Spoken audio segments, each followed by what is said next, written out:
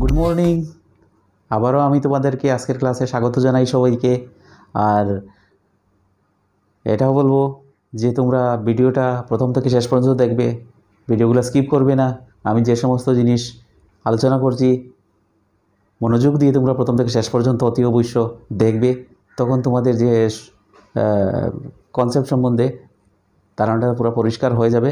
আর আজকে আমরা আলোচনা করব ভয়েস চেঞ্জের, যে আমরা ইন্টারোগেটিভ ভয়েস চেঞ্জটা করছিলাম তার নেক্সট যে অংশটুকু আলোচনা করব। এর সাথে সাথে আমরা ইম্পারেটিভ সেন্টেন্সটাও আজকে দেখে নেব কীভাবে ভয়েস চেঞ্জ করতে হয়। ঠিক আছে, ইম্পারেটিভ সেন্টেন্স হলো কি আদেশ, উপদেশ, অনুরোধ, প্রস্তাব।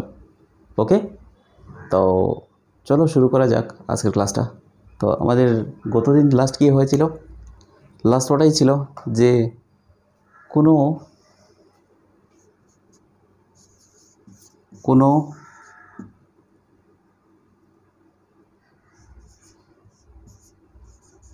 প্যাসিভ ভয়েস এর বাক্যে বা সেন্টেন্সে যদি বাই দ্বারা যুক্ত অবজেক্ট না থাকে তবে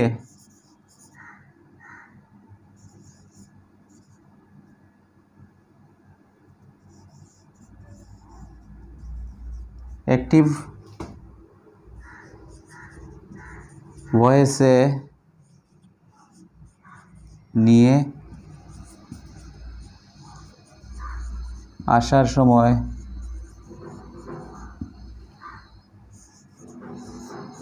নিম্নলিখিত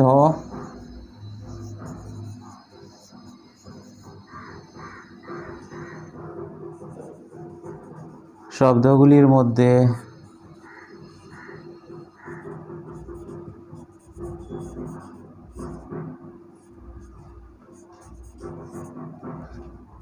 যে কোনো একটিকে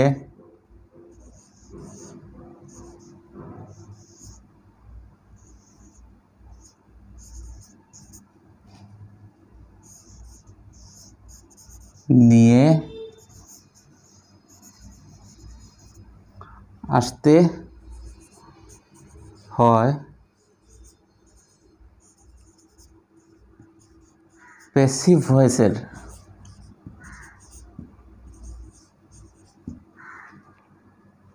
বাক্যটির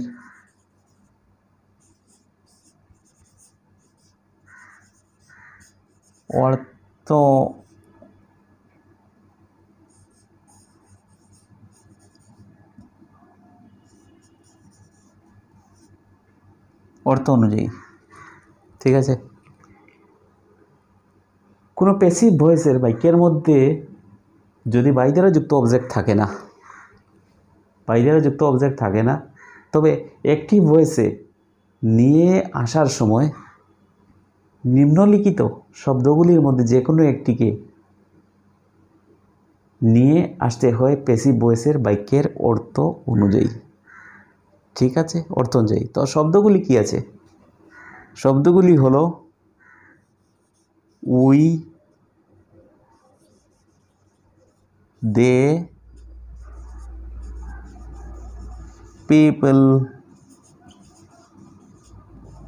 someone, somebody,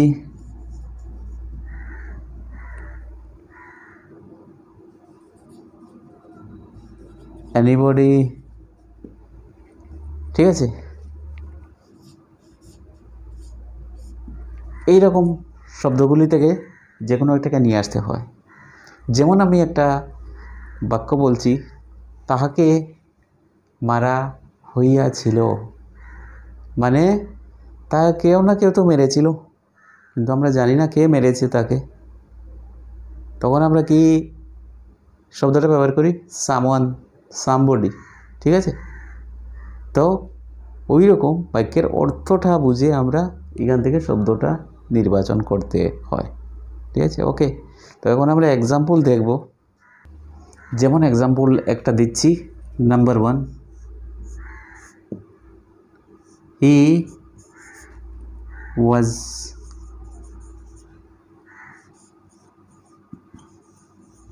কিল্ড, মানে কি তাকে মারা হইয়াছিল। ঠিক আছে, তো সাইলেন্ট কি আছে এখানে? সাইলেন্ট আছে বাই, আমরা তো জানি না কে মেরেছে বা কারা মেরেছে। তো আমরা কি তখন কি উদ্দেশ্য, কাকে উদ্দেশ্য করে বলবো? সামন, সামবডি, এই শব্দটাকে আমরা ব্যবহার করতে পারবো। তো এটা একটা passive voice, by somebody.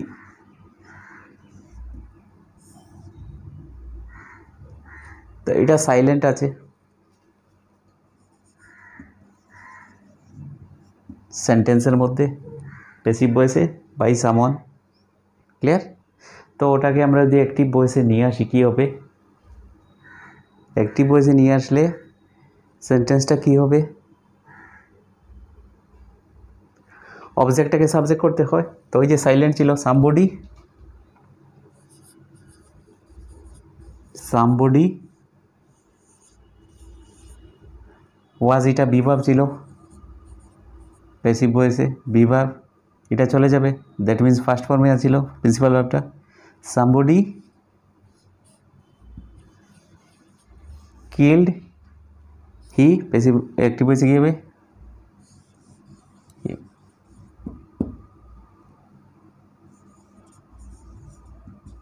Active voice. তো প্যাসিভ ভয়েসে বাই দ্বারা যুক্ত অবজেক্ট ছিল না। তো অ্যাক্টিভ ভয়েস করার সময় কি করেছি? প্যাসিভ ভয়েসের অর্থ অনুযায়ী, অর্থটা দেখে বোঝা গেছে যে সামওয়ান, সামবডি এখানে আমরা নিতে পারি বাই দ্বারা যুক্ত অবজেক্ট। তো সামবডি বাই সামবডি। তো অ্যাক্টিভ ভয়েস করতে হলে কী করতে হয়?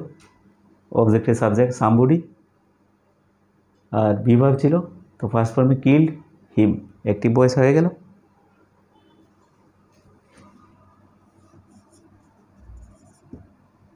এটা ছিল প্যাসিভ ভয়েস। উপরের বাক্যটা ছিল প্যাসিভ ভয়েস, নিচে আমরা অ্যাক্টিভ ভয়েস করে নিলাম। ক্লিয়ার? এইভাবে করতে হবে। নাম্বার 2 দেখে নিই। মাই পেন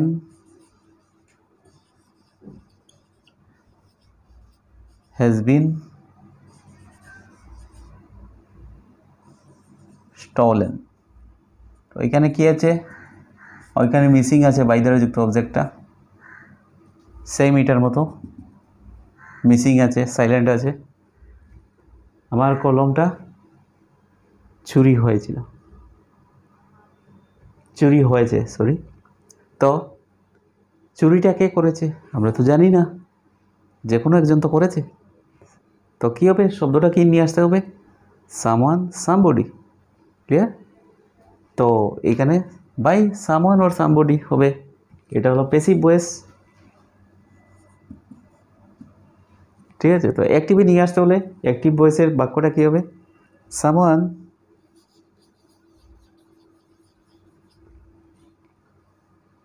হ্যাজ, এটা হলো বি ভার্ব। ঠিক আছে, তো someone third person singular number, তো হ্যাজ হ্যাজ আসবে।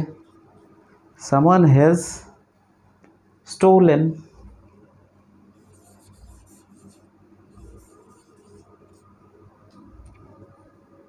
মাই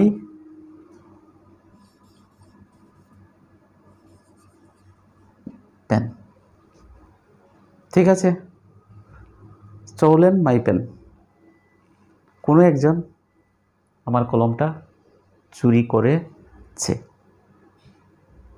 হয়েছে? এইভাবে করতে হবে। Number 3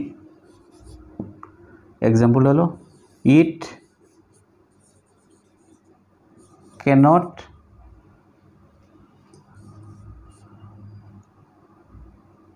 B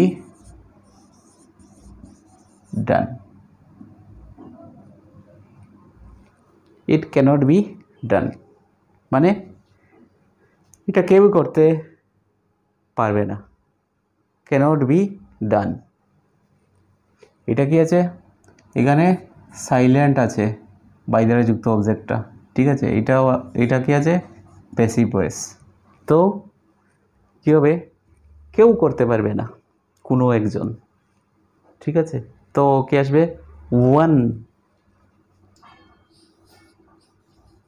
one cannot do it, এই হয়ে গেল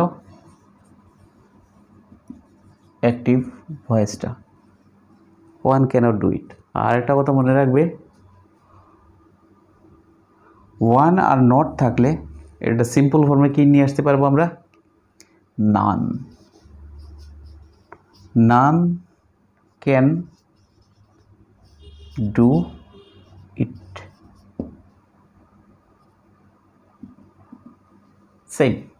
এই দুইভাবে আমরা করতে পারি এটাকে। ক্লিয়ার হলো, one plus not none, one plus নটকে একসাথে আমরা নান লিখতে পারি, হয়েছে।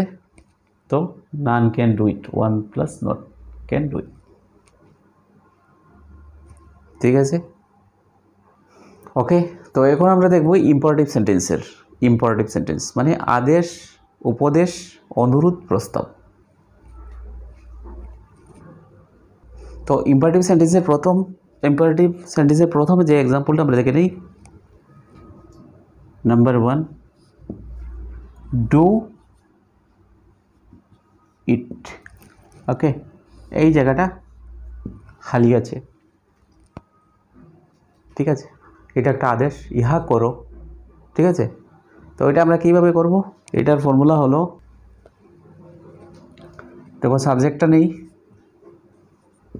প্রিন্সিপাল ভার্ব, অবজেক্ট, ঠিক আছে। তো কি হবে, এটা প্যাসিভ ভয়েস নিলে লেট ইট বি ডান, মানে ফর্মুলাটা হলো লেট প্লাস অবজেক্ট অ্যাক্টিভ ভয়েসের plus be plus principal verb, ঠিক আছে। এখানে অবজেক্ট না, সরি, এখানে সাবজেক্ট। এই হলো ফর্মুলাটা, লেট ইট বি ডান। তো হয়ে গেল ইম্পারেটিভ সেন্টেন্স একটা প্রথম এক্সাম্পলটা। এখন আমরা দ্বিতীয় এক্সাম্পলটা দেখব।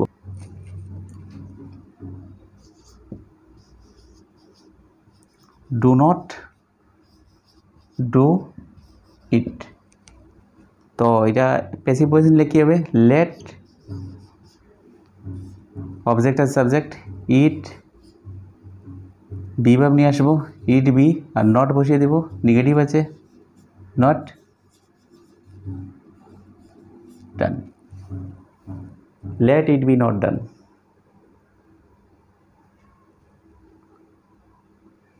এখন 3 নম্বরটা দেখে নেই, লেট হিম ডু ইট, ঠিক আছে। তার হচ্ছে অবজেক্ট, প্রিন্সিপাল ভার্ব, ঠিক আছে, সাবজেক্ট, পেয়ে গেলাম। সাবজেক্ট, প্রিন্সিপাল ভার্ব, অবজেক্ট আমরা পেয়ে গেলাম। এখন আমরা প্যাসিভ ভয়েস করব, লেট ইট বি ভাব নিয়ে আসবো, বি টুর ফার্স্ট পার্টিসিপল ডান বাই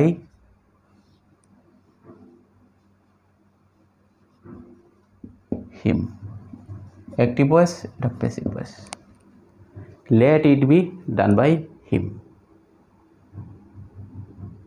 হয়েছে। তো আমরা আজকে ইন্টারোগেটিভ সেন্টেন্সটাও ফিনিশ করে নিলাম।